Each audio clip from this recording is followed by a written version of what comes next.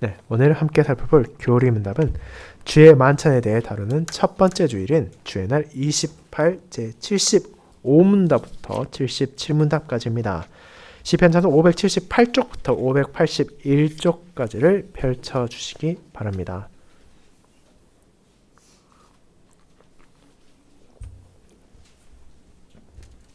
네, 교리문답 주의 날 28을 교독하도록 하겠습니다. 하이델베르크 교리문답 주의 날 28 제75문 그리스도께서 십자가 위에서 드린 단번의 희생제사와 그분의 모든 선물에 당신이 참여하고 있다는 것을 주의 만찬은 어떻게 당신에게 표하고 인칩니까? 이런 방식으로입니다. 그리스도께서는 나와 모든 신자에게 그분을 기념하여 뗀 떡을 먹고 이 잔을 마시라고 명령하셨습니다. 그리고 이 명령과 함께 그리스도께서 이런 약속을 주셨습니다. 첫째, 나를 위하여 뗀 주님의 떡과 내게 주어진 이 잔을 내 눈으로 보는 것처럼 그렇게 확실히 그 십자가 위에서 주님의 몸이 나를 위하여 드려졌고 그분의 피가 나를 위하여 부어졌다. 둘째, 내가 틀림없이 그리스도의 몸과 피에 대한 확실한 표로서 주님의 떡과 잔을 분명히 목사의 손에서 받아 내 입으로 맛보는 것처럼 그렇게 확실히 내 영혼을 영원한 생명에 이르도록 주님께서 친히 십자가에 달리신 몸과 흘리신 피로 먹이시고 새롭게 하신다. 제76문 십자가에 못 박히신 그리스도의 몸을 먹고 그분이 흘리신 피를 마신다는 것은 무엇을 의미합니까? 첫째, 그것은 그리스도의 모든 고난과 죽음을 믿는 마음으로 받아들인다는 것과 그래서 죄의 용서와 영원한 생명을 받는다는 것을 의미합니다. 둘째, 그리스도 안에서와 우리 안에 거주하시는 성령님으로 말미암아 점점 더 그리스도의 거룩한 몸과 연합되는 것을 의미합니다. 그러므로 비록 그리스도께서는 하늘에 계시고 우리는 땅에 있을지라도 지금 이미 우리가 그분의 살 중에 살이요 그분의 뼈 중에 뼈라는 것과 그리고 몸의 지체들이 한 영혼에 의해서 존재하는 것처럼 한 성령님에 의해 지금 이미 우리가 영원히 살고 다스림 받는다는 것을 의미합니다. 제77문 신자들이 뗀 떡을 먹고 이 잔을 마시는 것처럼 그렇게 확실히 그리스도께서 그분의 몸과 피로 믿는 자들을 먹이시고 새롭게 하실 것을 어디에서 약속하셨습니까? 주의 만찬을 제정하실 때였습니다. 주 예수께서 잡히시던 밤에 떡을 가지사 축사하시고 떼어 이르시되 이것은 너희를 위하는 내 몸이니 이것을 행하여 나를 기념하라 하시고 식후에 또한 그와 같이 잔을 가지시고 이르시되 이 잔은 내 피로 세운 새 언약이니 이것을 행하여 마실 때마다 나를 기념하라 하셨으니 너희가 이 떡을 먹으며 이 잔을 마실 때마다 주의 죽으심을 그가 오실 때까지 전하는 것이니라. 이 약속은 다음과 같이 바울에 의해서 반복되었습니다. 우리가 축복하는 바 축복의 잔은 그리스도의 피에 참여함이 아니며 우리가 떼는 떡은 그리스도의 몸에 참여함이 아니냐. 떡이 하나요 많은 우리가 한 몸이니 이는 우리가 다 한 떡에 참여함이라. 말씀 묵상 후에는 찬송 2장 1, 2, 3절을 통해 사도신경을 함께 고백한 후 찬송 61장의 2A, 2B절을 이어서 부르도록 하겠습니다.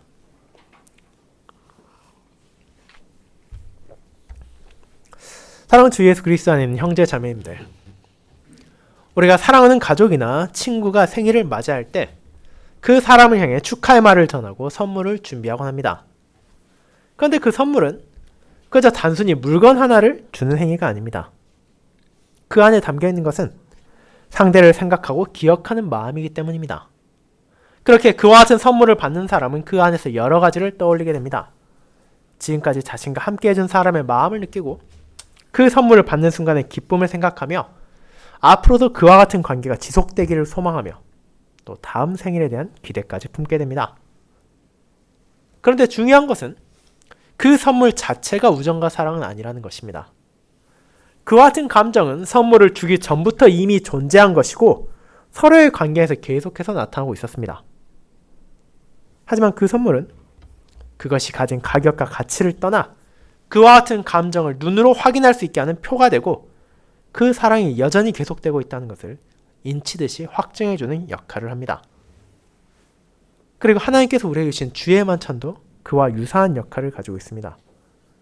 주님께서는 자신의 말씀을 통해 그분께서 나를 위해 무엇을 행하셨는지 그리고 무엇을 하고 계시는지 또 앞으로는 무엇을 하실 것인지를 분명하게 알려주고 계십니다. 그분께서 이미 내게 베푸신 은혜가 무엇인지를 지금도 나를 붙드심에 베푸시는 은혜가 무엇이고 장차 내게 주어질 은혜가 무엇인지를 분명히 선포하시는 것입니다. 그와 같은 복음의 약속들이 매주일 복음 설교를 통해 우리에게 선포되지만 문제는 그 약속을 귀로 들으면서도 우리의 연약함은 너무도 쉽게 그것을 잊어버리기도 하고 또 마치 그런 약속을 들은 적이 없다는 듯이 흔들리기도 하며 때로는 의심하기도 한다는 것입니다. 그렇게 주님께서는 우리에게 주의 만찬을 주셨습니다. 교회에서 정기적으로 시행되는 이 성례를 통하여 그분께서 우리를 향해 베푸시는 은혜를 표하고 인치시는 것입니다. 떡과 포도주를 먹고 마실 때 우리는 그리스도께서 나를 위해 행하신 것이 무엇인지를 다시 확인하고 지금 이 순간에 나누는 그분과의 아름다운 교통에 감사하며 그분과 새 포도주를 함께 마실 영광스러운 미래를 바라보게 됩니다. 그와 같은 주의 만찬이 표하고 인치는 아름다운 복음을 하나님의 말씀을 요약하여 전하는 주의 날 28을 나를 향한 그리스도의 은혜를 표하고 인치는 주의 만찬이라는 제목으로 나누고자 합니다. 그리고 이 성례를 통해 우리가 고백하고 우리가 바라보는 주님의 한없는 은혜를 함께 누리며 또 그것을 마음에 새기고 살아가기를 소망합니다. 이를 첫 번째, 이미 내게 베푸신 은혜를 표하고 인치는 주의 만찬. 두 번째, 지금 내게 베푸시는 은혜를 표하고 인치는 주의 만찬. 세 번째, 장차 내게 베푸실 은혜를 표하고 인치는 주의 만찬이라는 대지로 나누어 살펴보도록 하겠습니다. 먼저 첫 번째, 이미 내게 베푸신 은혜를 표하고 인치는 주의 만찬에 대해 알아보겠습니다. 형제자매 여러분, 앞선 주의 날 26과 27을 통해 우리는 주님께서 제정하신 두 가지 성례 가운데 하나인 거룩한 세례가 어떤 의미를 가지고 있는지를 살펴보았습니다. 우리는 거룩한 세례가 더러움을 씻어내는 역할을 가진 물이라는 수단을 사용하여 우리의 죄를 씻어주시는 그리스도의 피의 공로를 바라보게 한다는 것을 알게 되었으며 그뿐 아니라 지금도 우리 안에 거하시며 우리를 새롭게 하시는 성령 하나님의 역사하심을 가리킨다는 것을 고백했습니다. 그리고 이는 결국 우리에게 하나님의 언약을 바라보겠습니다. 사람과도 쓰이는 언약이란 서로를 특정한 조건을 구속하고 결속시키는 역할을 합니다. 물론 이 땅에서의 모든 언약은 결코 온전할 수 없으며 깨지기도 하고 어겨지기도 하는 것이 사실이지만 하나님께서 주신 언약은 그와 다른 성격을 가지고 있습니다. 그 이유는 첫째로 그것이 대등한 관계에서 맺어진 거래적인 것이 아니라 하나님께서 주권적으로 은혜 안에서 베푸신 것이라는 데 있습니다.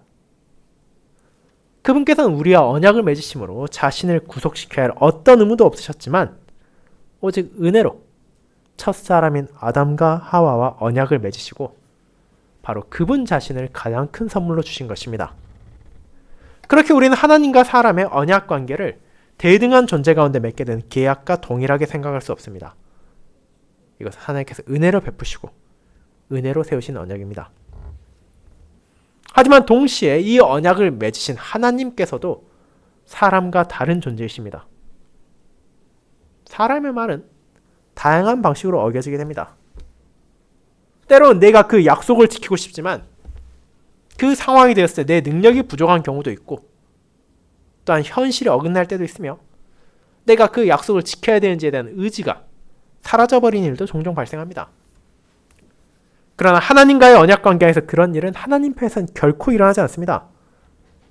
그분께서는 온전한 신실하심으로 자신의 말씀을 지키실 뿐 아니라 전능하신 능력으로 그 모든 것을 행할 수 있으시기 때문입니다.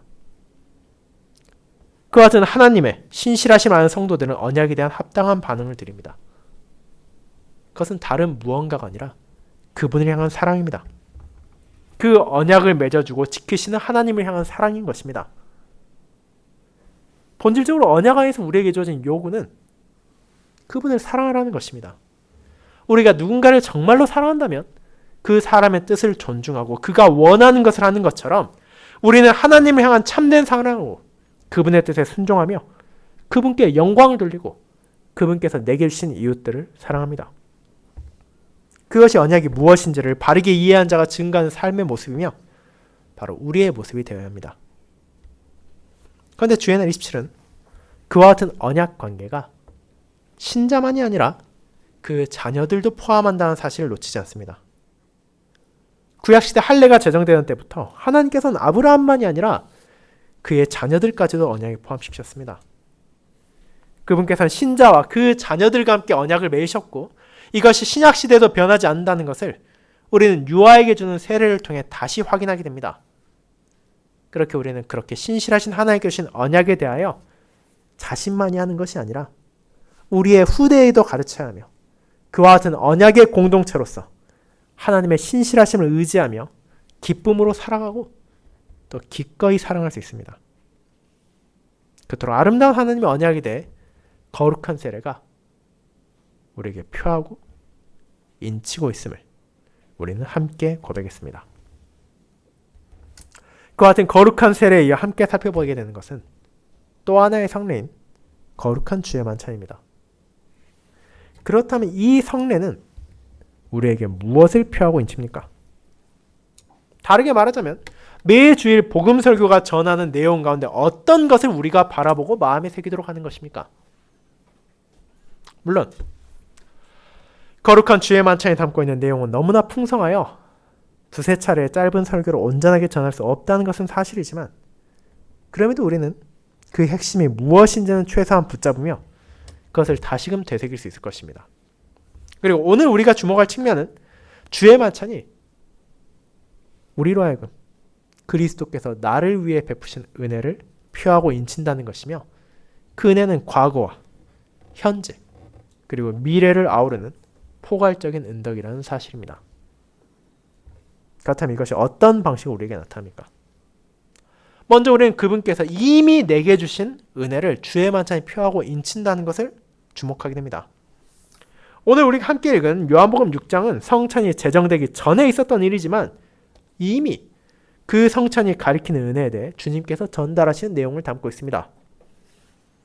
그분께서는 자신이 어디로 향하시고 있는지를 분명히 알고 계셨으며 그를 통해 자신의 백성들에게 어떤 은혜가 주어진 것인지를 깨닫고 계셨기에 십자가를 향하시기 전에도 그것이 무슨 의미를 가지게 될지를 여러 차례에 걸쳐 제자와 백성들에게 가르치셨고 오늘 본문 역시 그 가운데 하나입니다. 그런데 여기에서 우리는 무엇을 보게 됩니까? 주의 만찬과 관련하여 가장 핵심적인 구절은 51절입니다. 나는 하늘에서 내려온 살아있는 떡이니 사람이 이 떡을 먹으면 영생하리라. 내가 줄 떡은 곧 세상의 생명을 위한 내 살이니라 하시니라. 주님께서는 이 장에 걸쳐 아무리 배부르게 먹는다 하더라도 결국 다시 배가 고프게 될 이 땅의 떡을 썩을 양식이라 말하시며 그와 대조되는 하나님의 떡을 생명의 떡이라고 말하십니다. 그런데 그 생명의 떡이 무엇이었습니까? 그것은 다른 무언가가 아니라 바로 하나님께서 보내신 인자 예수 그리스도 그분 자신이셨습니다.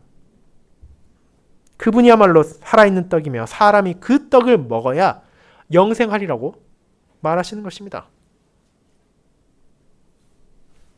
물론 이 말은 당시 유대인들에게 아주 충격적인 발언이었습니다. 어떻게 사람이 다른 사람들에게 내 살을 먹고 내 피를 마시라고 말할 수 있겠습니까? 누가 그 말을 듣고 그분의 살을 뜯어 먹겠습니까?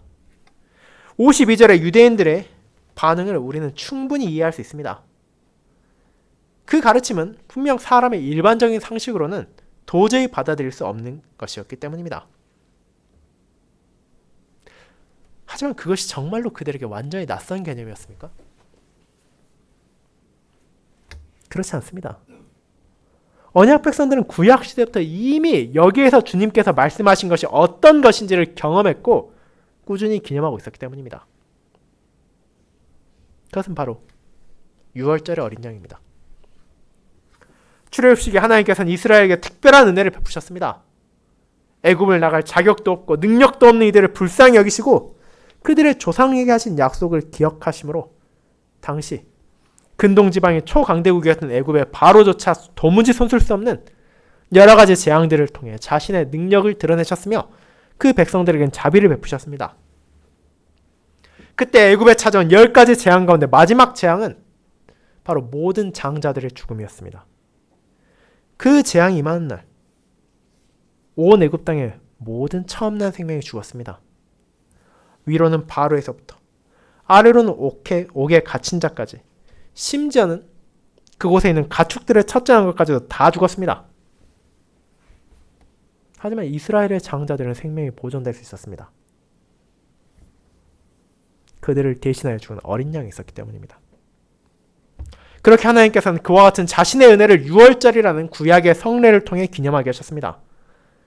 그들은 자신들을 대신하여 죽은 양의 피를 뿌리고 고기를 먹음으로써 궁극적으로는 하나님께서 베푸신 생명의 은혜, 대속의 성격을 바라보며 그들 마음에 새겼습니다. 그렇게 이제 예수님께서는 그와 같은 유월절 어린 양이 자신이 이룰 사역을 가리키고 있음을 알려주신 것입니다. 아직 그분께서 십자가에 도착하신 것은 아니지만 그 사실은 이미 하나님의 영원한 경륜에서 확정되었고 예수 그리스도께서는 실제로 그 길을 나아가고 계셨습니다. 그렇게 주님의 희생은 그럴 수도 있고 그렇지 않을 수도 있는 가능성의 하나로 존재한 것이 아니라 반드시 이루어질 구속사적 사건이었습니다. 예수님께서 내가 줄 떡이 자신의 살이라고 하시면 그분께서 십자가에서의 단번의 희생자사를 통해 다름 아닌 자기 자신을 그 백성들에게 내어주실 것임을 가리키고 있습니다. 그 몸이 자기 백성을 위하여 십자가에 못 박히고 그 피가 흘려짐으로써 우리의 죄에 대한 하나님의 공의로운 심판을 감당하실 것입니다. 이와 같은 과거에 베풀어진 그리스도의 은혜로 주의 만찬은 우리의 시선을 향하게 합니다. 그것은 하나의 가능성, 누군가 나를 도울 수도 있고 돕지 않을 수도 있다라는 것을 생각하게 하는 것이 아니라 이미 예수 그리스도께서 나를 위해 생명의 떡을 베푸셨다는 것을 가리킵니다. 이는 우리의 구원의 기초가 어디에 있는지를 바라보게 하고 그것을 인치는 것입니다. 매번 성찬에 참여할 때, 매번 우리가 떡을 떼고 잔을 마실 때마다 하나님께서는 그 떡과 잔이 우리 눈에 확실히 존재하고 우리의 손으로 든 것처럼 나를 위한 생명의 떡을 주시기 위하여 그리스도께서 자기 자신을 내우셨다는 것을 깨닫게 하십니다.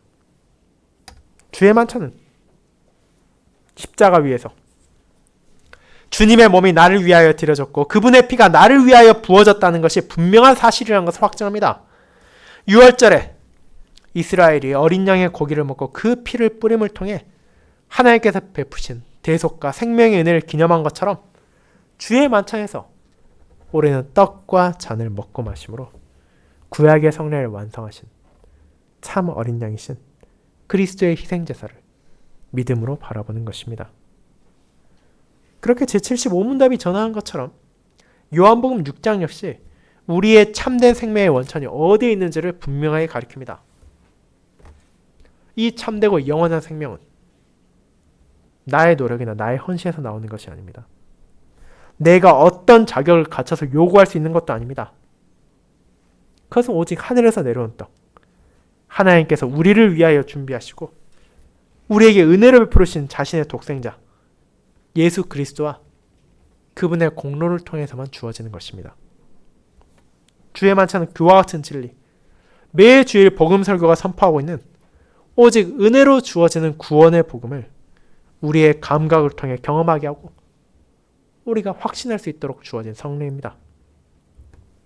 우리의 믿음이 약해질 때, 우리의 확신이 흔들리고 불안과 염려가 우리를 사로잡을 때 하나님께서는 성찬을 통해 우리에게 이미 참된 생명이 주어졌고 그리스도 안에서 우리의 죄의 용서가 확실하다는 것을 인쳐주십니다.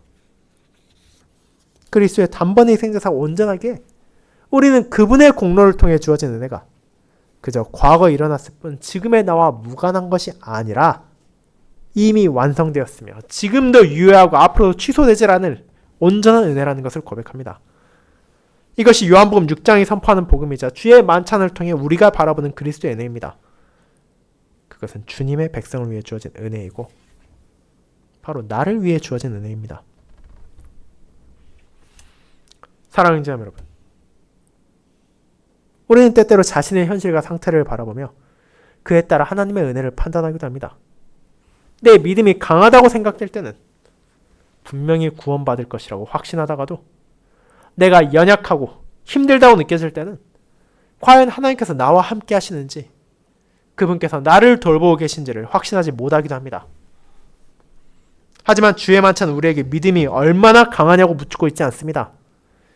우리에게 과거의 선행과 헌신이 충분하냐고 묻는 것도 아닙니다. 이는 오히려 그 반대를 말합니다. 우리를 위해 이미 베풀어진 그리스도의 희생제사가 충분하다는 것을 말입니다.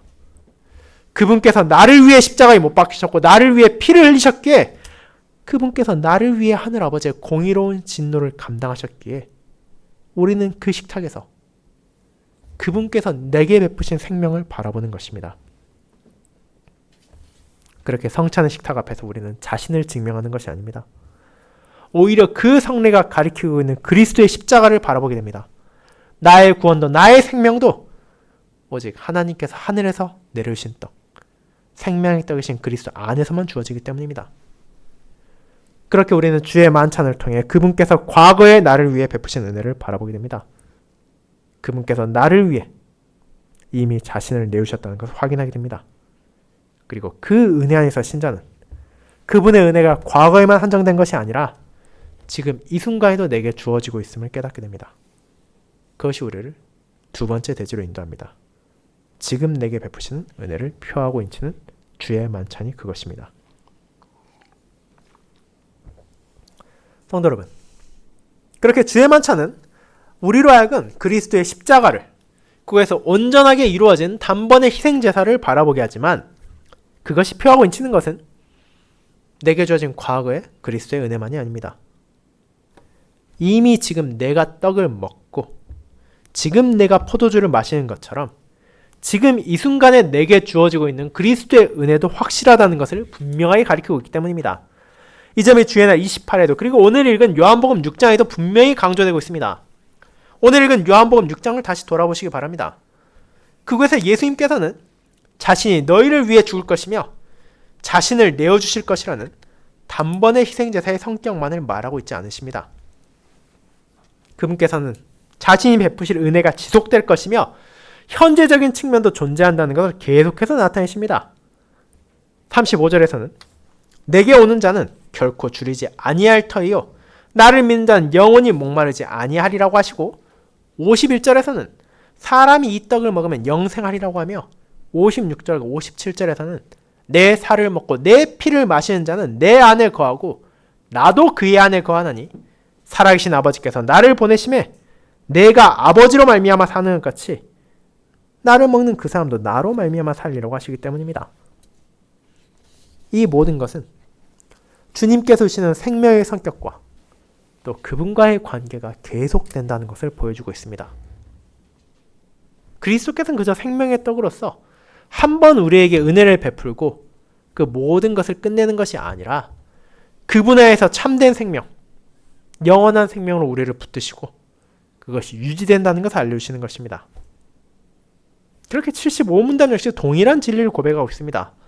첫째 부분에서는 우리가 떡과 포도주를 바라볼 때 그분께서 십자가에서 내게 베푸신 은혜, 과거에 온전히 성취된 희생제사를 확신하게 한다고 말한 후에 둘째 부분에서 지금 내가 떡과 잔을 내 입으로 맛보는 것처럼 내 영혼을 영원한 생명에 이르도록 주님께서 나를 먹이시고 새롭게 하신다는 것을 전하고 있기 때문입니다. 그리고 그렇게 내게 필요한 것을 공급하시고 나를 새롭게 하심으로써 그리스도께서는 자신의 영인 성령의 역사하심을 통해 우리로 하여금 점점 더 그분의 거룩한 몸과 연합하게 하십니다. 떡을 먹을 때마다, 잔을 마실 때마다 그리스도의 몸이 내게 생명을 주셨음을, 그분의 피가 지금도 나를 정결하게 하신다는 것을 믿고 의지하며 그리스도께서 이미 베푸신 은혜가 지금 이 순간에도 내게 주어지고 있음을 붙잡고 의지하게 되는 것입니다. 그뿐 아니라 우리는 그 식탁을 통해 지금 이 순간에도 그리스도와의 나누는 교통을 경험하게 됩니다. 그분께서는 분명 내 살을 먹고 내 피를 마신 자 내 안에 거하고 나도 그 안에 거하나니라고 말씀하셨습니다.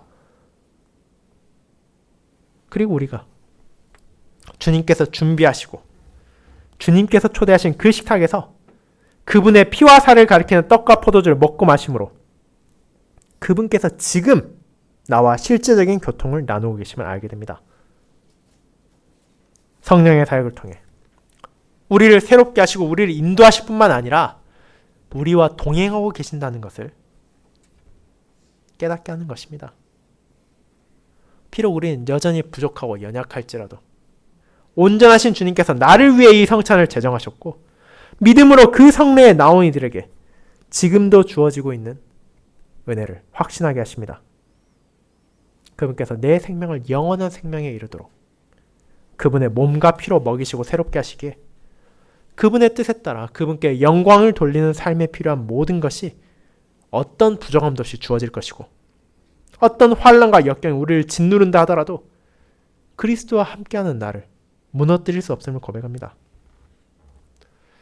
그러므로 주의 만찬은 그저 과거만을 회상하게 하는 종교적인 행위가 아니라 지금 이 순간에도 믿음으로 그 자리에 나오는 모든 이들이 그리스도의 생명에 참여하고 있다는 것을 깨닫게 하는 은혜의 방편이며 그 은혜는 떡과 포도주 자체에서 나오는 것이 아니라 성령께서 믿음을 통하여 우리를 그리스도와 연합하게 하심으로써 우리가 진실로 누리게 되는 것입니다. 사랑하는 성도 여러분, 우리가 주의 만찬에 나아갈 때 그것을 기념하고 증거할 때 우리는 이 부분을 놓쳐서는 안 됩니다. 이 성례는 우리로 하여금 그리스도의 십자가를 바라보게 합니다. 하지만 그 십자가의 은혜는 과거의 죄의 용서에서 멈추는 것이 아니라 지금의 우리를 용서하고 지금의 우리에게도 생명을 주고 있습니다.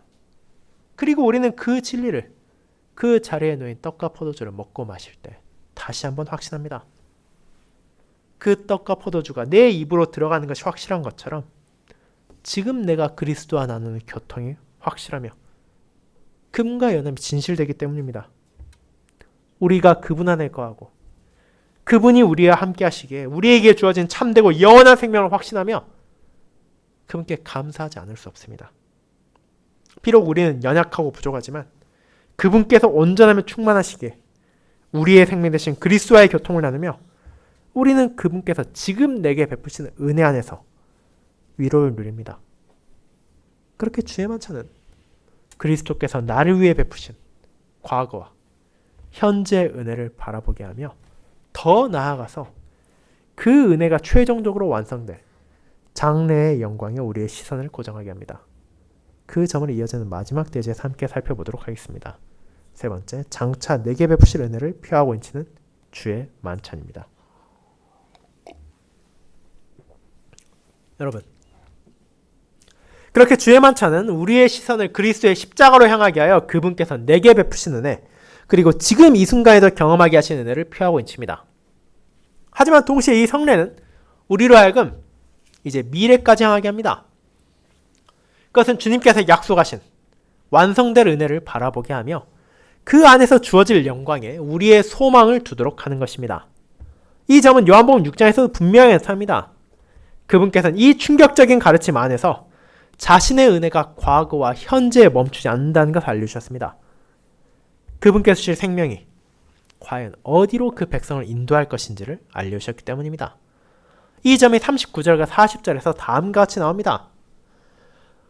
나를 보내신 이의 뜻은 내게 주신 자 중에 내가 하나도 잃어버리지 아니하고 마지막 날에 다시 살리는 이것이니라. 내 아버지의 뜻은 아들을 보고 믿는 자마다 영생을 얻는 이것이니 마지막 날에 내가 이를 다시 살리리라 하시니라. 이를 통해 우리는 참된 생명의 떡인 그리스도께서 주시는 은혜의 궁극적인 완성이 어떠한지를 보게 됩니다. 그것은 분명 이 땅의 삶을 살아가는 신자들이 큰 위로를 줍니다. 자신의 죄가 용서받았고 자신과 함께 하시는 그리스도께서 내게 필요한 영과 육의 양식을 베푸시며 나를 새롭게 하신다는 것이 얼마나 큰 기쁨이겠습니까? 하지만 그와 같은 과거와 현재의 은혜만이 아니라 그리스도께서 베푸실 미래의 영광까지도 우리는 바라보게 됩니다. 그분께서 주신 참된 생명은 그저 이 땅에서 하나님과 교통을 나누며 이 땅에서 그분과의 관계에서 살아가는 것으로 끝나는 것이 아니라 그분의 나라에서 그분과의 영원한 기쁨을 함께 나누게 되기까지 나아가기 때문입니다. 그 사실을 주의 만찬에서 우리는 다시금 깨닫게 됩니다. 그 식탁은 우리에게 소망의 식탁입니다. 그것은 완성된 식탁이 아니라 장차 완성될 하늘 아버지의 나라에서 식탁이 어떠할지를 미리 보여주는 맛보기이기 때문입니다. 예수님께서는 성찬을 제정하실 때 이제부터 내 아버지의 나라에서 새 것으로 너희와 함께 마시는 날까지 마시지 아니하리라고 말씀하심으로써 그 제자들에게 미래의 소망을 주게 하셨습니다. 주의 만찬은 그 자체로 완결되는 성례가 아니며 어린 양의 혼인잔치에서 완성될 영광을 향한 표지이자 그것의 확실함을 인치는 역할을 합니다. 그렇게 주의 날 28도 우리에게 영원한 생명에 이르는 미래를 말합니다. 이 땅에서 성찬에 참여하는 우리는 언젠가 믿음으로가 아니라 우리의 실제 눈으로 표와 인으로서의 그리스도의 살과 피가 아니라 실제 그리스도의 육신을 보게 될 것입니다. 그러므로 주의 만찬은 이 땅에서 여러 어려움과 고난으로 힘들어하는 성도들에게 위로가 됩니다. 이 식탁을 통해 우리가 어떤 일을 겪고 어떤 상황 가운데 놓여 있다 하더라도 우리에게 주어질 영광스러운 미래가 흔들리지 않으며 그 날이 지금 이 순간에도 점점 내게 가까워지고 있다는 것을 깨닫게 하기 때문입니다. 매주 복음 설교를 통해 선포되는 그리스도의 은혜를 그분께서 이미 내게 베푸셨고 지금도 주신 은혜만이 아니라 앞으로 이루어질 그분의 약속의 영광스러운 성취를 이 주의 만찬은 표하고 인치는 것입니다. 그러므로 주의 만찬은 우리에게 단순히 미래만을 기대하게 하는 성례가 아닙니다. 하나님께서 우리에게 약속하신 미래가 이미 그리스도 안에서 결정되었으며 반드시 그것이 이루어질 것을 인치는 것입니다. 비록 아직 우리는 그 영광을 나의 눈으로 볼 수 없지만 그 영광이 그리스도의 부활과 같이 확실하다는 것을 이 식탁에서 확신하게 됩니다. 그와 같이 주의 만찬에 전하는 소망이란 막연한 희망이나 기대가 아니라 그리스도의 십자가와 그분의 부활을 통해 확실해진 우리의 영광스러운 미래에 근거를 두고 있습니다. 사랑하는 여러분, 그렇다면 그토록 놀라운 은혜를 표하고 인치는 주의 만찬에 대해 우리는 무엇을 고백해야 합니까? 주의 만찬은 우리에게 무언가를 더 증명하러 요구하는 것이 아닙니다. 이미 완벽하게 주는 사람에게 주는 상도 아니고 이미 충만한 자에게 무언가를 더하는 자리도 아닙니다. 그 자리는 자신의 부족함을 인정하고 하나님의 은혜만이 우리의 생명과 구원의 유일한 근거라는 것을 고백하는 자들을 붙들어주며 그들에게 필요한 것을 베푸시는 은혜로운 식탁입니다. 그렇게 우리는 성찬의 자리에서 나를 바라보는 것이 아니라 그리스도의 십자가를 바라봅니다. 그분의 죽음과 그분의 부활과 승천을, 그분의 재림과 그분께서 이루실 약속을 마음에 새깁니다. 그리스도께서 내게 필요한 모든 것을 이미 베푸셨고 지금도 주시며 앞으로도 주실 것이라는 그분의 약속을 그 식탁은 표하고 있습니다. 그렇게 우리는 이 땅에서 여전히 연약하고 부족함 가운데 죄와 싸우며 눈물과 슬픔을 경험하지만 그 식탁이 약속하는 영광스러운 미래, 소망을 줄 수 있습니다. 이 현실에 우리의 끝이 아니며 우리의 약속된 영생의 기쁨이 있기 때문입니다. 그렇게 주님의 식탁은 이 땅에서의 고난을 부정하지 않지만 그런 현실이 우리의 미래를 주장하지 않는다는 것을 분명히 선언함으로써 우리에게 위로를 줍니다. 그와 같이 주의 만찬이 표하고 인치는 복음에 참여하고 기념하며 함께한 저와 여러분이 그 소망 가운데 이 모든 은혜를 값없이 베풀어 주신 주님께 감사하며 그분께 영광을 돌리고 그분께서 다시 오셔서 그분과 함께 새 포도주를 나누게 될 그 날을 소망하며 이 한 주를 보낼 수 있기를 소망합니다. 아멘.